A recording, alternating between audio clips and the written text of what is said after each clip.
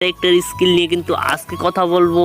তাই আজকের ভিডিওটা কিন্তু খুবই স্পেশালি হতে চলেছে, কেউ স্কিপ করবা না। আর কি কি ক্যারেক্টার রয়েছে সবগুলো কিন্তু তোমাদেরকে আজকের ভিডিওতে কিন্তু রিভিউ করে দেখিয়ে দেবো, প্রমাণ সহকারে দেখিয়ে দিব।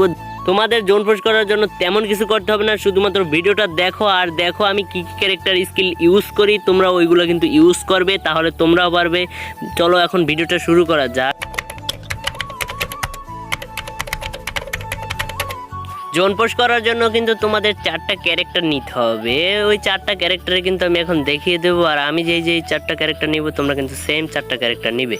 প্রথমে আমরা নিয়ে নেব কে ক্যারেক্টার। কে ক্যারেক্টার নাই এমন কোনো প্লেয়ার তো খুব কম আছে, যাই হোক তোমরা না থাকলে কে ক্যারেক্টারটা কিনা নিবা, কে ক্যারেক্টারটা লাগাবা। তারপর 2 নম্বরে লাগাবা ফর্ট ক্যারেক্টার।